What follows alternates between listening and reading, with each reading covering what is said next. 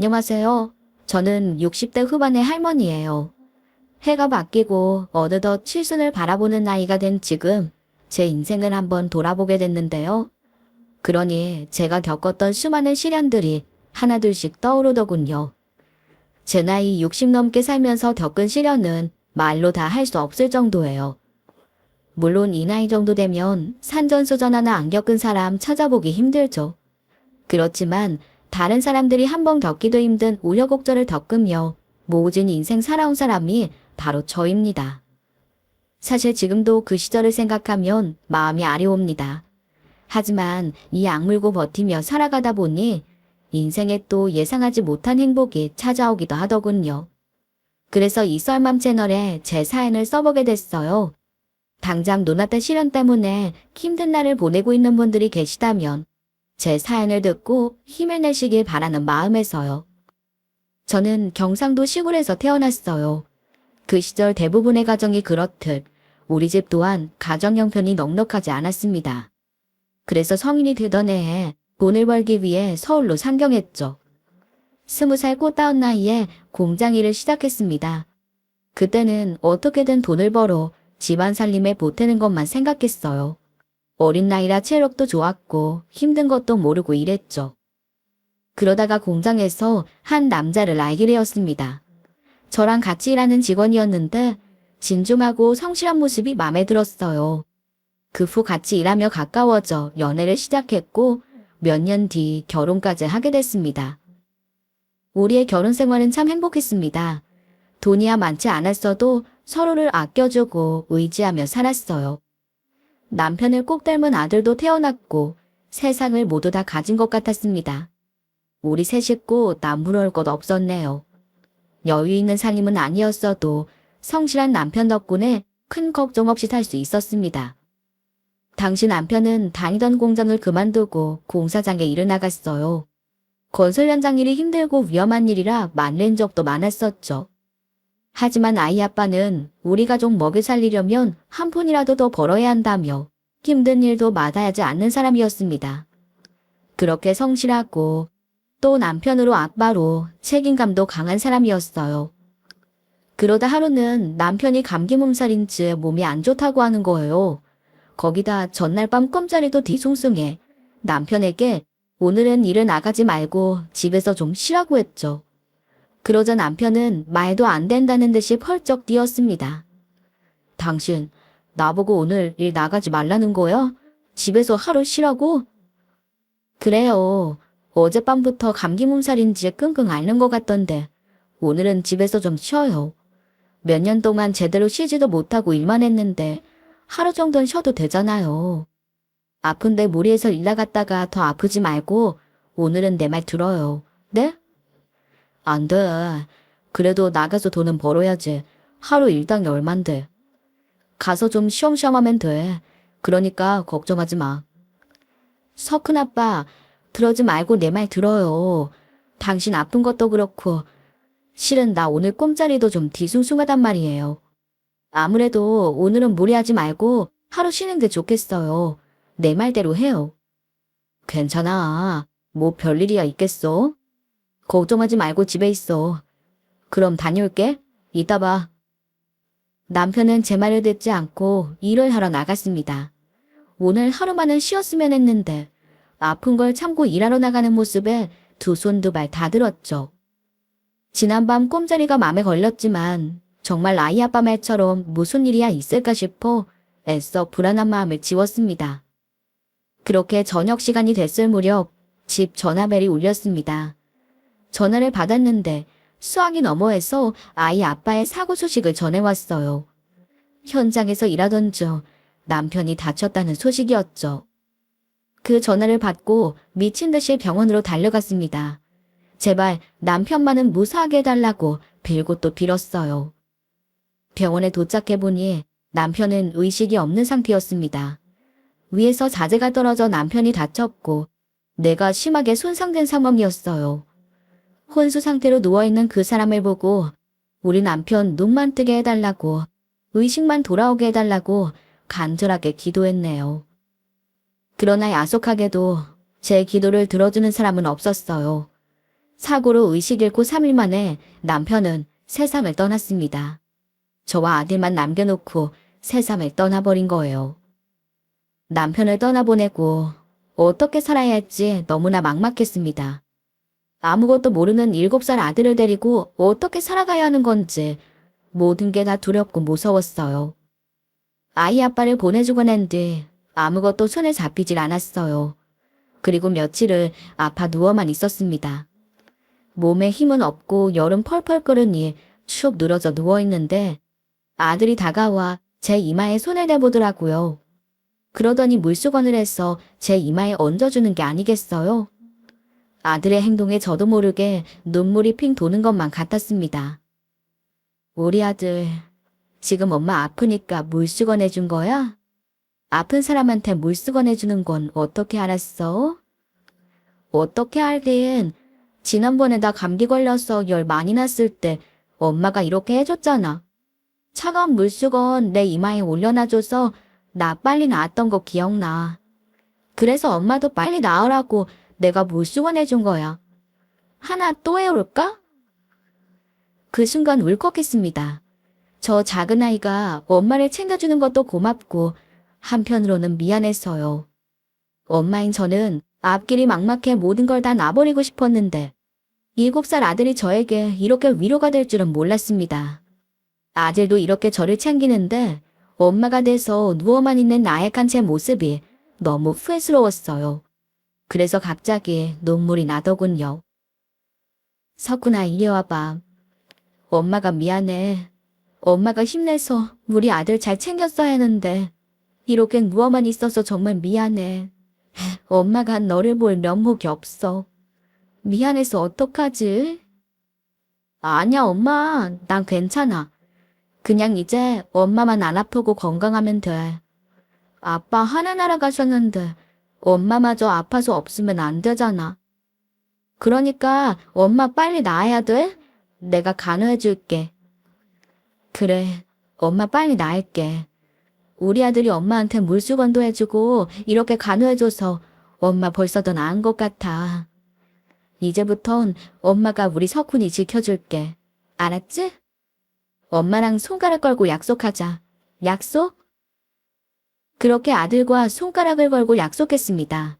엄마인 제가 힘을 내겠다고, 아들을 위해 무너지지 않겠다고요. 아들을 품에 끌어안고 뜨거운 눈물을 흘리며 결심했어요. 남편 몫까지 최선을 다해 우리 아들 키우겠다고 말입니다. 그 다음부터 정말 죽자 사자 열심히 일했습니다. 식당에 나가 설거지도 하고 일당 받는 가정부일도 했어요. 그러다가 동네 아줌마들 옷수선을 해주기 시작했죠. 손재주가 있어 바느질을 잘하는 편이라 한번 해줬더니 다른 아줌마들도 돈을 주고 옷을 맡기게 됐고 이후부터는 수선을 전문적으로 하게 된 거예요. 솜씨가 좋다고 동네 소문이 나면서 일거리는 끊이지 않았어요. 일은 고되고 힘들었지만 그래도 바느질로 돈 벌어먹고 살 수 있어서 얼마나 다행이었는지 모릅니다. 남편 죽고 아들이랑 먹고 살기 위해 밤낮으로 바느질하며 살았어요. 어떻게든 한 푼이라도 더 벌기 위해 악착같이 일했습니다. 그렇게 몇 년을 죽자 사자 바느질하며 일한 돈으로 작은 수선집 하나 차릴 수 있었어요. 남편 떠나고 처음엔 힘들었지만 바느질에서 돈을 벌며 우리 모자 생활도 점차 안정되어 갔습니다. 수선집도 자리 잡았고 든든한 아들도 있어서 뭐 하나 걱정할 거리가 없었어요. 착하고 똑똑한 아들은 제 자랑거리였습니다. 엄마 속 한 번 안 썩이는 모범생 아들이라 얼마나 대견했는지 몰라요. 게다가 공부도 잘해 늘 전교 1등 자리를 놓치지 않았습니다.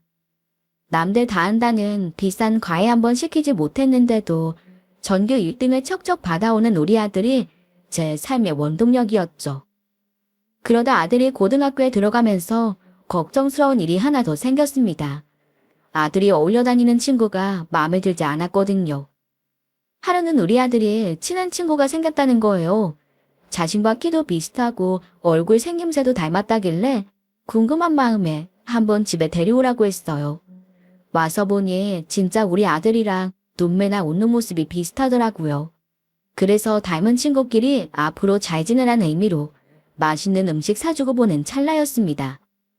그런데 그 모습을 본 친한 아줌마 하나가 저보고 미쳤냐면서 막 호들갑을 떨더라고요. 석훈 엄마, 뭐야? 제가 왜 석훈 엄마네 집에서 나와? 쟤 잘 알아? 누구요? 아, 쟤 우리 아들 친구예요. 같은 반 짝꿍이고 친해졌다기에 잘 지내라고 집에 불러서 맛있는 것 좀 사줬어요. 근데 왜요? 쟤한테 무슨 문제 있어요? 네, 그럴 줄 알았어. 석훈 엄마 아무것도 모를 줄 알았다고. 쟤 이 동네에서 문제하라고 소문난 애잖아. 뭐 하고 다니는지 맨날 밤늦게 어슬렁거리면서 쏘다니고 골목에서 담배 피우고. 그래서 우리 애한테도 쟤랑 놀지 말라고 신신당부해놨거든. 석훈 엄마도 아들 단속 잘해. 지금이야 말 잘 듣는 모범생 아들이어도 친구 한번 잘못 만나서 나쁜 물 드는 거 시가 문제 아니야? 전교 1등 아들 신세 망치는 일 없으려면 엄마가 신경 써줘야지. 안 그래? 동네 아줌마의 말도 일리가 있었어요. 그 말을 듣고 나니 우리 아들한테 해를 끼치면 어쩌나 싶어 걱정되는 거예요. 괜히 나쁜 친구 만나서 안 좋은 길로 빠지기 전에 우리 아들 마음을 다잡아줘야겠다 생각했습니다. 그래서 일 끝나고 집에 들어가자마자 아들을 불러앉혔죠. 석훈이 너 엄마 말 잘 들어? 오늘 낮에 놀러 온 그 친구 있지? 그 재원인가 하는 애. 너 앞으로 걔랑 놀지 마. 알았어? 엄마, 그게 갑자기 무슨 말이에요? 재원이랑 놀지 말라니. 엄마가 둘이 친하게 지내라고 오늘 피자도 시켜주고 그랬잖아요. 근데 왜? 너 건너편 사는 파란 대문집 아줌마 알지? 그 아줌마가 그러는데 네 친구 걔가 그렇게 문제하라며. 동네 소문이 다 났다던데? 매일 늦게까지 길거리 돌아다니고 동네에서 담배 피운다며. 내 아들이 그런 애랑 친구라는데 엄마가 어떻게 가만히 있어. 걔랑은 그만 놀고 다른 똑똑하고 착한 친구들 만나. 괜히 문제 친구 뒀다가 나쁜 일에 휘말리지 말고. 엄마 말 무슨 뜻인지 알지? 네. 나쁜 친구 만나서 물들까봐 걱정하는 엄마 맘은 알겠는데요. 근데 걔 그런 애 아니에요. 그런 애 아니라니? 그 아줌마가 다 봤다던데? 뭐 담배 피고 그런 건 맞지만 그 아줌마 말처럼 사고만 치고 다니는 나쁜 애는 아니라고요. 걔 되게 착해요. 순수하고. 고등학생이 담배 피고 다니는 게 나쁜 게 아니야? 혹시 석훈이 너도 그러고 다니는 거 아니지? 걔가 너 보고도 담배 피우라고 시켜? 아유, 엄마도 참. 걔 그런 애 아니라니까요. 나한테 감히하고 그러는 거 없어요. 나한테 먼저 공부 좀 가르쳐달라고 부탁하기도 했고 마음도 착한 애예요. 뭐 집안 사정이 좀 안 좋은 것 같긴 한데 아무튼 그런 나쁜 애 아니니까 걱정하지 마세요. 그리고 엄마 재원이에 대해서 제대로 알지도 못하시잖아요. 엄마가 예전에 사람은 직접 겪어보고 판단하라고 가르쳐 주셨으면서 그 아줌마가 한 말만 듣고 제 친구가 나쁘다고 그러시는 거예요? 엄마도 겪어보면 걔 그렇게 나쁜 애 아니라는 거 잘 아실 거예요. 아들은 도리어 제 친구를 감쌌습니다. 오히려 저보고 다른 사람 말만 듣고 걔를 판단하냐고 지적하는데 할 말이 없었어요. 그래서 나중에는 그냥 우리 아들을 믿기로 했습니다. 우리 아들 옆에 문제아 친구가 있다는 건 걱정되는 일이었지만 그래도 아들을 한번 믿어보기로 한 거죠. 그러던 어느 날이었습니다. 갑자기 아들이 가게로 뛰어들어왔어요. 아들은 한 번만 도와달라면서 저를 끌고 어디론가 가기 시작했습니다. 한참을 따라가다 보니 아들이 파출소 앞에 멈춰서는 게 아니겠어요. 순간 제 가슴이 철렁했습니다. 얘가 문제아 친구랑 다니더니 사고를 쳤구나 싶어 눈앞이 캄캄해졌어요. 김석훈, 너 엄마가 뭐라 그랬어? 내가 너 그 친구랑 놀지 말랬지? 엄마 말 안 듣고 그 친구랑 놀더니 이렇게 파출소까지 오게 해? 아니 엄마 그게 아니고요. 엄마 일단 화내지 말고 제 말 좀 들어보세요. 네? 엄마가 지금 화 안 내게 생겼어. 지금까지 속 한 번 썩인 적 없던 아들이 날 데리고 파출소에 왔는데 내가 어떻게 진정을 해? 너 무슨 사고 쳤어? 빨리 말 안 해? 아들은 제 눈치를 보더니 겨우 입을 뗐습니다. 엄마, 사실은 내가 아니라 재원이 때문에 오자고 한 거예요. 재원이가 동네 애들이랑 시비가 붙어서. 뭐, 지금 그 친구 때문에 난 여기로 데려온 거야? 아우, 내가 이런 일 생길 줄 알았어. 내가 걔 조심하라고 그랬잖아. 엄마 말 안 듣더니. 근데 왜 날 불렀어? 걔 엄마 아빠한테 연락은 했어? 그게요. 엄마 실은 재원이네 부모님이 안 계세요. 그래서 부탁할 사람이 엄마밖에 없어서. 아들의 말에 당황해 순간 할 말을 잃었어요. 부모님이 안 계신 줄은 몰랐으니 말이에요. 일단 파출소에 들어가서 아이부터 데려와야겠다 싶었습니다. 파출소 안으로 들어가 보니 아들 녀석 친구와 비슷한 또래로 보이는 애들이 앉아 있었습니다. 서로 치고받은 건지 얼굴에는 잔뜩 산채기까지 나 있었죠. 자초지종을 들어보니 아들 친구가 아니라 다른 애들이 일방적으로 먼저 시비를 걸어왔다는 걸 알 수 있었어요. 일단 별탈 없이 아이는 데리고 나왔는데 애가 고개를 폭 숙이고 저한테 죄송하다고 인사하는 거예요. 아줌마 죄송합니다. 저 때문에 파출소까지 오시게 해서 정말 죄송해요. 그런데 다른 데 연락할 곳이 없어서 그랬어요. 용서해 주세요. 계속 고개를 숙이면서 잘못했다고 인사하는 그의 모습이 그날 왜 그렇게 짠해 보였는지 모르겠어요. 괜찮아. 그럴 수도 있지. 그나저나 많이 안 다쳤어? 쟤들이 여럿이고 넌 혼자인데 쟤네들이 너 막 때렸을 거 아니야. 저 다친 데 없어요. 괜찮습니다. 그럼 저 먼저 가보겠습니다. 안녕히 계세요. 예, 잠깐만. 너 밥 먹었니? 아직 안 먹었으면 우리 집에서 같이 밥 먹고 가. 아줌마가 얼른 차려줄게. 저도 참 이상하죠? 그의 딱한 사정을 듣고 나니 걔를 그냥 집에 보낼 수가 없더라고요. 그래서 집에 데려와 따끈한 밥 한 끼를 차려줬습니다. 그런데 그 애는 밥 한 술도 뜨지 못한 채 손만 벌벌 떨고 있었어요. 자세히 들여다보니 손을 떨며 눈물을 뚝뚝 흘리고 있는 겁니다. 그걸 보고 깜짝 놀랐지요. 얘, 너 왜 그래? 아줌마가 해준 밥이 별로야? 맛없으면 어디 짜장면이라도 시켜줄까? 아니에요. 아줌마가 밥 해주신 거 저 정말 너무 좋아요. 짜장면 안 시켜주셔도 돼요. 그게 아니라 저 엄마 돌아가시고 나서 이런 밥상 진짜 오랜만에 받아봐요. 예전에 엄마가 살아계실 때 해주셨던 반찬 같아서 그래서 저도 모르게 눈물이 났어요. 죄송해요, 아줌마. 그 애는 고비를 들지 못하고 엉엉 울었습니다. 저 어린애가 엄마 밥이 얼마나 그리웠으면 저렇게 우나 싶어 마음이 짠해졌어요. 그랬어. 앞으로는 우리 집 자주 놀러와. 아줌마가 맛있는 밥 해줄게. 알았지? 그리고 울지 말고 어서 먹어. 찌개 다 식겠다. 아이는 조심스럽게 밥을 한 술 떴습니다. 그러더니 입에 맞았는지 열심히 먹기 시작하는데 참 뿌듯하더라고요. 쟤도 우리 아들이랑 동갑이니 아직은 어린아이인데 다른 사람 말만 듣고서 문제아라고 미워하고 색안경을 끼고 봤던 게 참 미안해졌어요.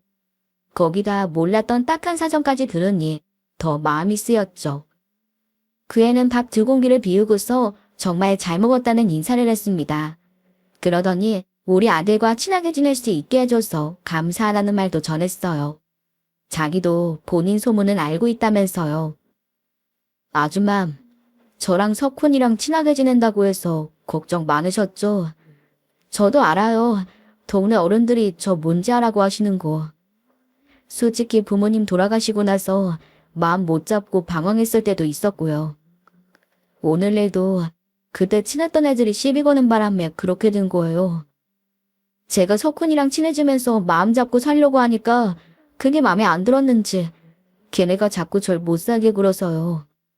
싸우기 싫어서 피해보려고 했는데 계속 따라오면서 욕하고 빈정대는 바람에 그만. 저 때문에 신경 쓰신 거 정말 죄송해요. 그리고 제가 문제아라서 염려하시는 것도 알아요. 하지만 이제 저 정말 정신 차리고 잘 살 거예요. 석훈에 따라서 공부도 열심히 할 거고요. 그러니까 너무 걱정하지 않으셨으면 해서요. 그 아이의 이야기 듣고 쥐구멍으로 숨고 싶었어요. 저 어린아이가 마음 잡고 잘 살아보겠다고 하는데 어른들이 그것도 모르고 걱정부터 했으니 얼마나 미안하던지요. 나부터라도 저 애를 미워하지 말고 좋은 시선으로 봐주자고 마음을 고쳐먹었습니다. 그래, 이름이 재원이라고 했지? 재원이 네가 마음 잡았으니 하늘에 계신 너희 부모님도 참 좋아하실 거야. 하늘에서 부모님이 다 보고 계시니까 조금 힘들고 흔들리는 때가 오더라도 마음 약해지면 안 돼. 그리고 배고프거나 외롭고 심심할 때 혼자 있지 말고 우리 집으로 와. 여긴 석훈이도 있고 또 내가 언제든 맛있는 거 해줄 테니까 친척집이다 생각하고. 그렇게 문제아로만 생각했던 아들의 친구 녀석을 받아줬습니다.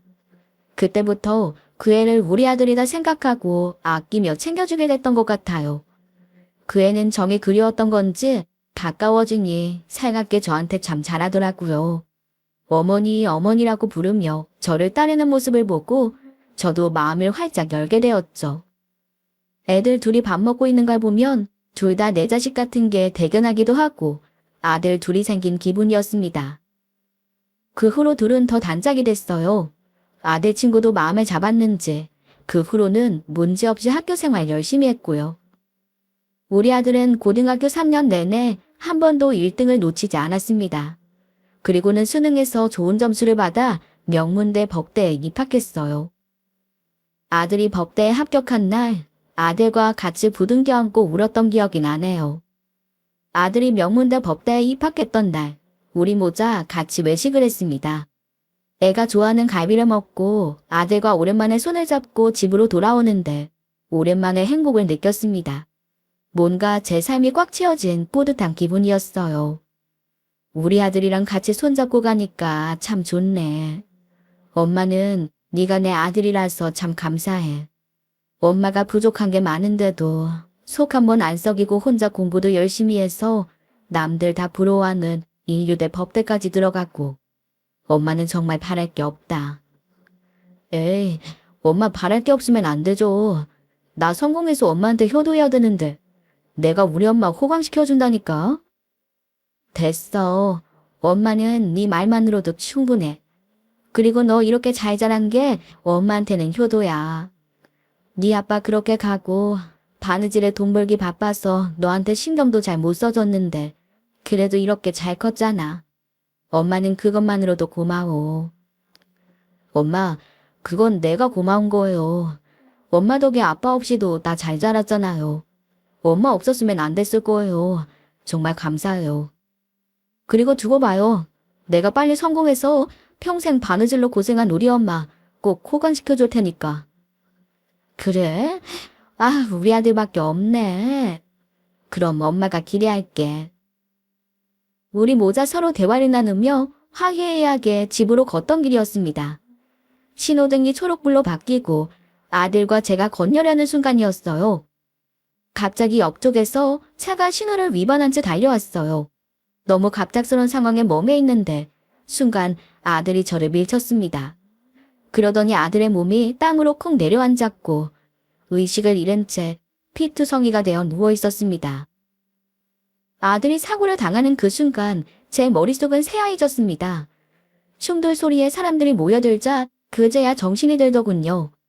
피투성이가 된 아들을 데리고 응급실로 향했습니다. 아들은 곧장 수술실에 들어갔어요.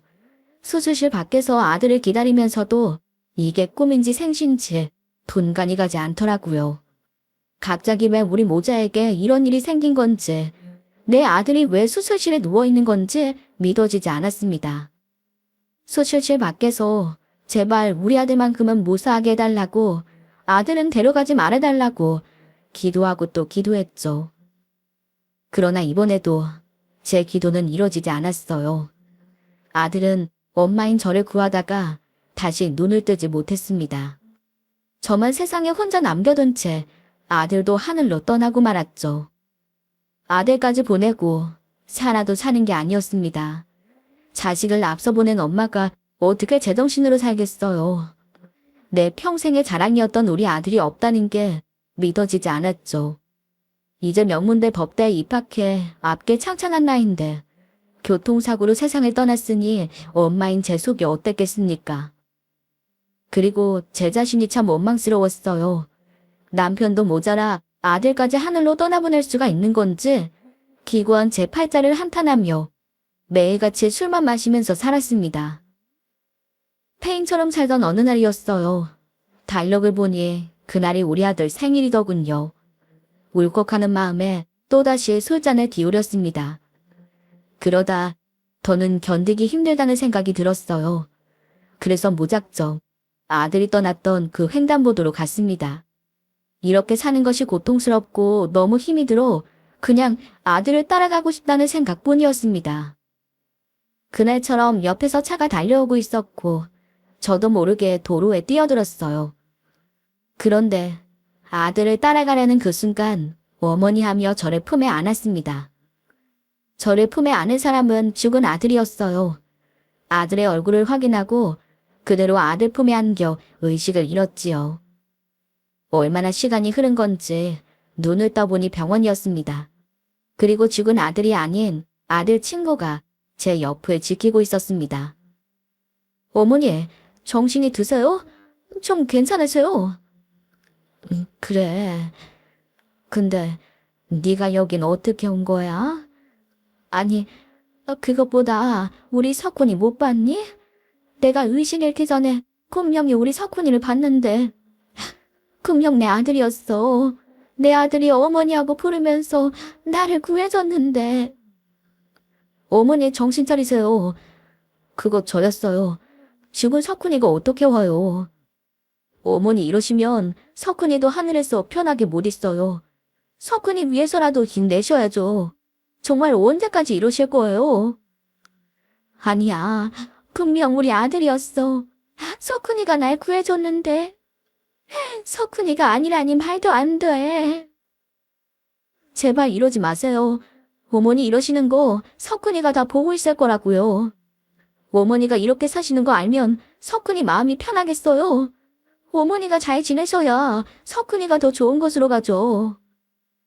이러지 마시고 기운 내세요. 네? 그래, 나도 알아. 나 구하고 세상 떠난 내 아들 위해서라도 내가 열심히 살아야지 하면서도 그게 잘 안 돼. 내가 이러면 안 되는데. 우리 아들 봐서라도 내가 힘내서 살아야 하는데. 아들 향한 그리움에 저도 모르게 흐느껴 울고 말았습니다. 그때 아들 친구 녀석이 다가와 제 손을 꼭 잡아주더군요. 그 온기에 저도 모르게 위로받을 수 있었습니다. 알고 보니 그날 제가 본 건 죽은 아들이 아니었어요. 아들 친구 녀석이었죠. 제가 걱정돼서 왔다가 사고 나려던 걸 보고 저를 구해준 거예요.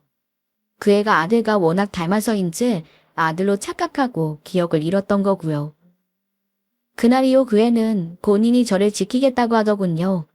솔직히 처음엔 그냥 해보는 말인 줄 알았죠. 하지만 그 애는 매일같이 절 찾아왔습니다. 일주일에도 몇 번씩 밥 달라며 우리 집에 왔어요. 그리고 그때 알았습니다. 얘가 본인 끼니 때우러 오는 게 아니라 저를 위해서 온다는 걸요. 혼자 있을 제가 걱정되어 저를 챙겨주기 위해 오는 그 마음을 알 수 있었습니다. 어느샌가 그 애를 죽은 아들만큼이나 의지하게 됐고 그 덕분에 기운을 차릴 수 있었죠. 그리고 그 애를 아들처럼 챙기게 됐습니다. 군에 입대하던 날 훈련소에 같이 가는데 정말 아들 군대 보내는 기분처럼 참 묘하더군요.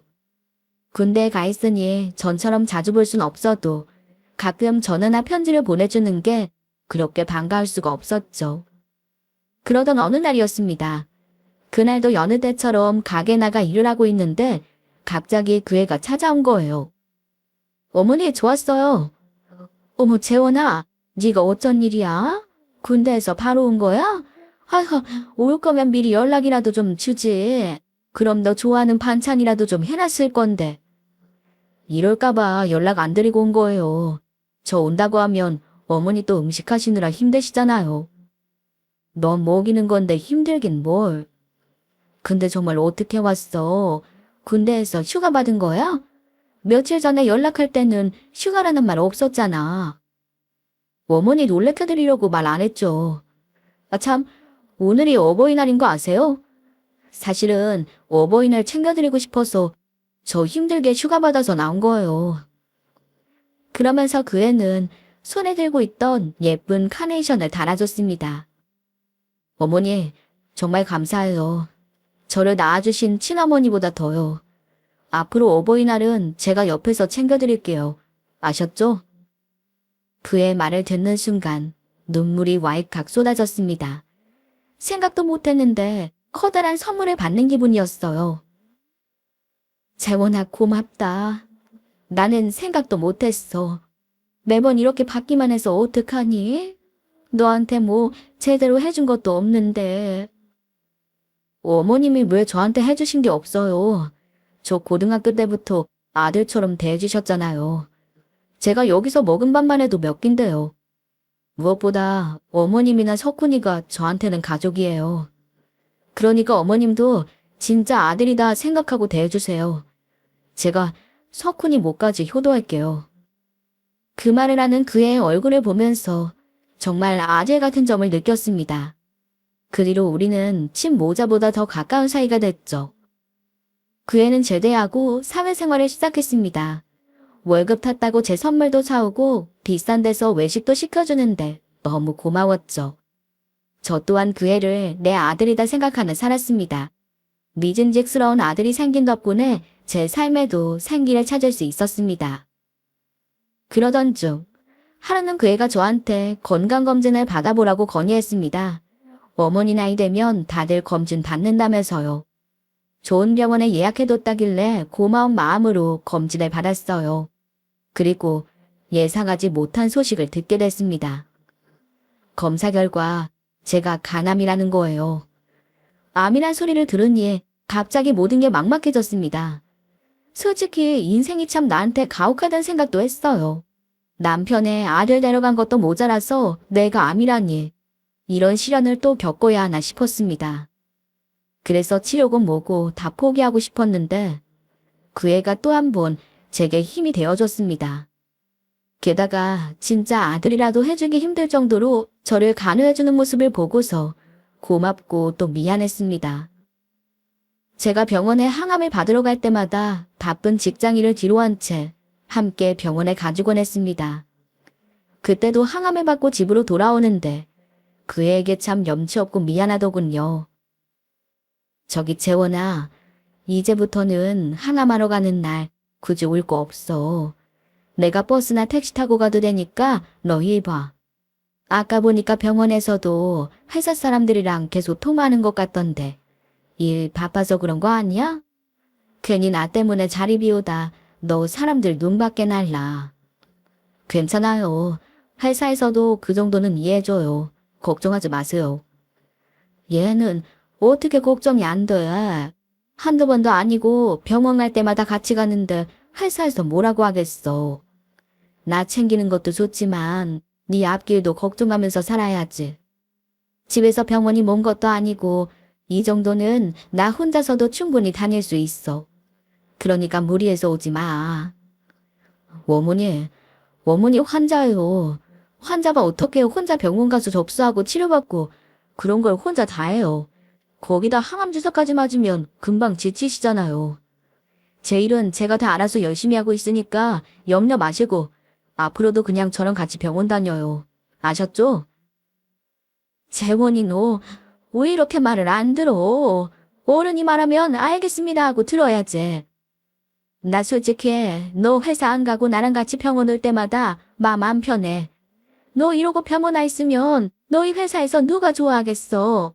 뒤에서 분명히 너한테 안 좋은 말 나올 거고. 왜 네가 나 때문에 회사에서 안 좋은 말을 들어야 돼? 나 이렇게 너한테 패 끼치는 사람 되기 싫다. 나 혼자 병원 다녀오고 좀 힘든 게 낫지. 이런 식으로 너한테 침대는 거 싫어. 그러니까 앞으로는 굳이 시간 내서 올 거 없어. 어머니, 어떻게 그렇게 말씀하세요? 저는 그래도 어머니 혼자 가시는 게 마음에 걸려서 그런 건데 제가 병원 같이 가드리는 게 어머니한테 부담이에요? 그래, 부담이야.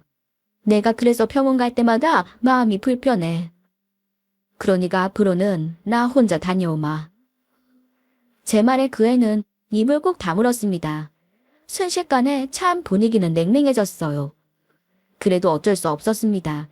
계속 그 애에게 신세를 질 수는 없었으니까요. 그렇게 알아듣게 말했으니 함께 병원에 가지 않을 거라고 생각했어요.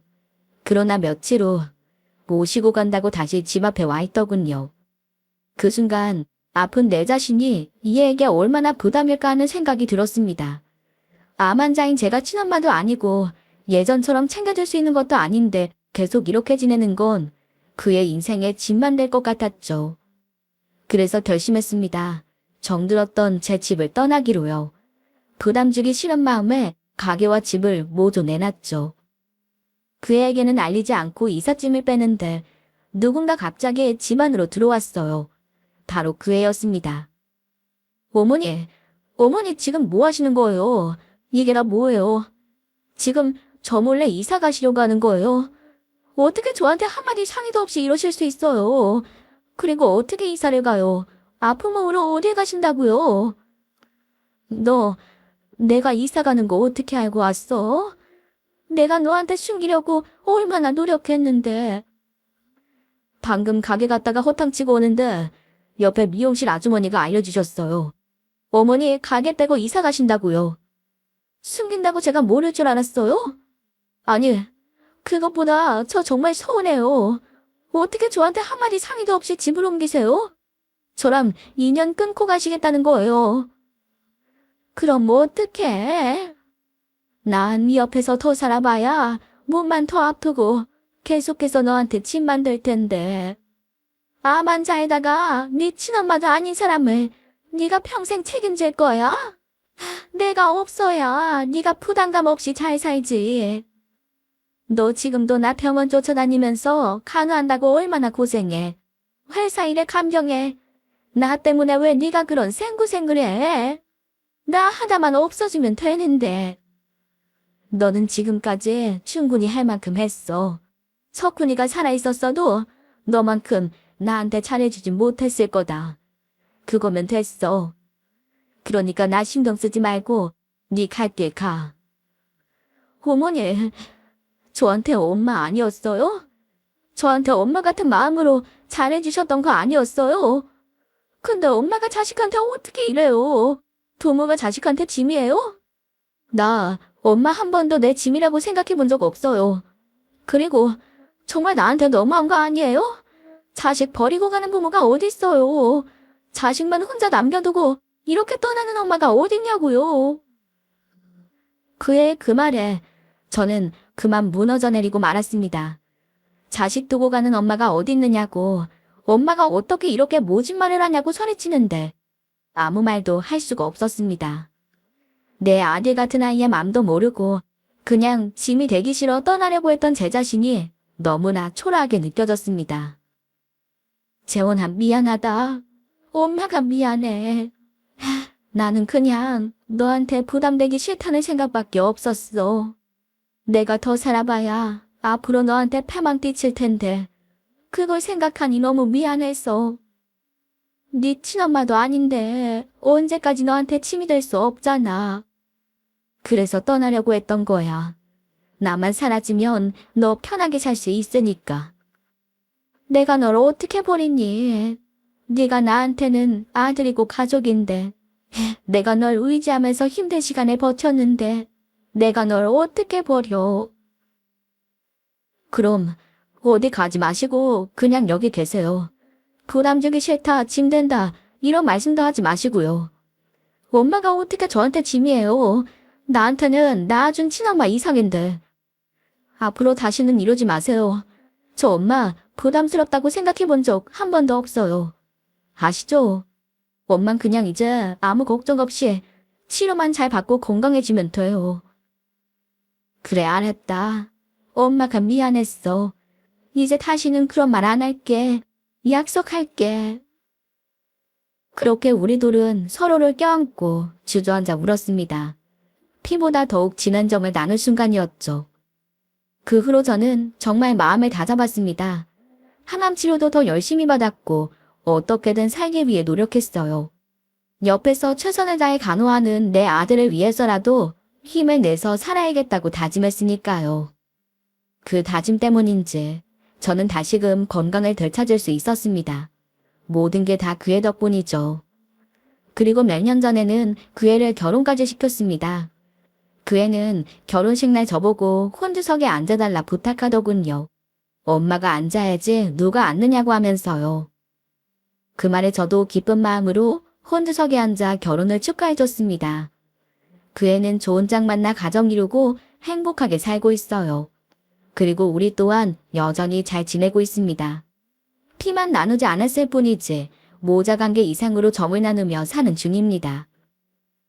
그의 덕분에 한 가지 배운 게 있는데 꼭 피를 나눠야만 자식이고 가족은 아니라는 것을 알게 됐어요. 우리처럼 마음을 나누고 정을 나눈 사이가 친부모와 자식보다 더 각별할 수 있으니까요. 아주 가끔은 우리 아들이 남기고 간 선물이 그 애가 아닐까 하는 생각을 해봅니다. 그 선물이 있었기에 제 인생이 더 행복하게 느껴지네요. 이 나이까지 살아보니 삶이라는 게 참 힘든 순간도 있지만 그럴 때 지탱해주는 감사한 인연이 있어 그 시련을 잘 버틸 수 있다 싶습니다. 다들 지금은 힘드시더라도 조금만 더 힘을 내신다면 언젠가 분명 좋은 날, 좋은 인연이 찾아오는 날이 있을 겁니다. 모두들 건강하고 또 행복하시길 바라면서 제 이야기를 마치겠습니다. 감사합니다.